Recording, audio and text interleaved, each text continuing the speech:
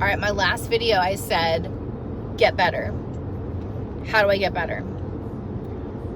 Follow other salespeople. Follow other people who aren't in the car business, who have a lot of followers. I'm not talking about influencers. I'm talking about people who it's very obvious they have a job outside of being a social media influencer, and they're trying to establish themselves as subject matter expert, and they've got to that point where they have a lot of followers. There's several people on social media that actually do a really good job at this. When you're on, if TikTok is the platform that you're going to choose, you don't have to be on every single platform. You don't have to dominate every single platform. Pick one and get really good at it, and then move it to the next one, because a lot of times this stuff is interchangeable. So you can make a video and then you can push it from TikTok over to Meta, or you can push it into a YouTube short. But what you can't do is not do anything and sit idle, and woe is me, I don't know how to do that. So how do you get started? Well, you pick up your camera and you start shooting something. So let me give you a basic idea what to start shooting first. So every year, and we're right at that cusp point where we're starting to see 2026s come into dealer lots. 2025s are still there as well, but we're starting to see these 2026s. Take a 2025 and a 2026 and put them next to each other and see if you can see the differences. What are the differences? Is it a fascia change? Is it their interior change? Is there no change? If there's no change, you might want to move to another vehicle. Most of the time, there's some kind of change in the front fascia to the car, or the interior. There's an upgrade to the instrument cluster, to the center console cluster. There's some kind of upgrade somewhere. Highlight that. Make a 2 or 3 minute video about here's a 2025, here's a 2026. Or if you have one in your used lot, like if you happen to work at a Ford store, I know you've got some used F-150s out there. Pick one about 5 years old and put it up against a brand new one. I guarantee you they look different. And shoot a video, and in fact, you could shoot several videos, 2 and 3 minutes a piece, about what's different between, let's say, a 2023 and a 2026. So now that you get those videos done, let's say you do 4 or 5 videos, pick some different features. So maybe the tailgate is different, the name Ford is positioned differently, the locking mechanism is different, the front fascia is different, there's a larger infotainment, or whatever it's called, the screen inside of there is larger than the previous iteration. So we're going to make those 5 videos, let's say, on those different things. So now we have our 5 videos. You're going to go out, you're going to shoot them, you're going to pull the car out of the lineup, you're going to pull it into a pretty well lit place, a place that doesn't have overhanging, hopefully it has a good background to it. I'm just saying overhanging wires, or a whole lot of, don't do it where the wash bay, where they're washing cars and there's a whole lot of movement going on. See if you have a place that you can do this that stands it up. If you want to pull it out sideways in front of the rest of the line of cars, then do that. Work with the space that you have. If you're a dealership in Brooklyn, New York, you might not have that luxury. You might have to go find a place to park it on the street.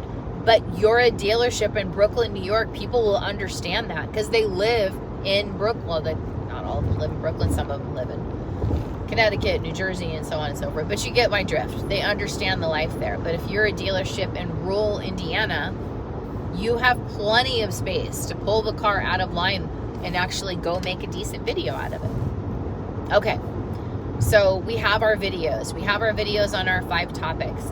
So now what am I gonna do? So you have 2 options here. You can post them in their raw, unfiltered format. And if you are that good at the videos that you can shoot them in that raw, unedited format, and you just think you have a winner, and the subject matter is right, you have the time right, everything's right on point, God bless. Post away and see what the reaction is. Now let's say you're not quite so sure you got it in one take, you need to do a little editing, you need to cut out some of the ums and ahs in the beginning of the video. So there were a couple of them that were mentioned in the meeting. Canva was one of them, CapCut was another. The large majority of people seem to like CapCut. It's an app you can put on your phone, and you can add effects, you can filter, you can edit, you can add music, you can add text over your, overlay, things like that. So I know the next question is, how do I know how to use this stuff? Well, there's this thing called YouTube, and you can literally put in the search bar on YouTube, how do I use CapCut to edit my video? And you're probably going to find about maybe 1 million different videos on how to edit your video with CapCut, either the free version or the paid version.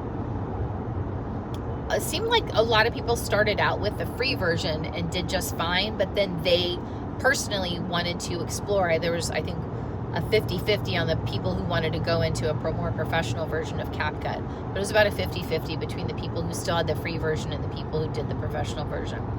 So start with the free version and see exactly what the edit. A lot of this is going to be trial by fire. A lot of this is going to be basically you're going to edit it until it looks good to yourself. Send it to a fellow salesperson. Send it to someone who's not in the sales world. See what their opinion is of it. See if they can understand what the concept is of it. You don't have to go super depth and write out a storyboard, and you can, but you don't have to. So start simple. Start with single idea type videos.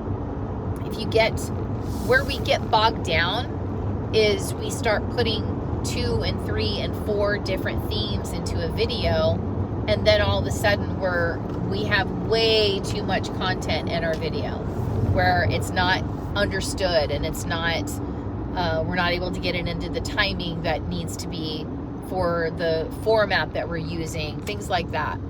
So I really honestly believe in keeping it short, keeping it simple. Pick one topic and then film on that one topic for 2 or 3 minutes and then move forward.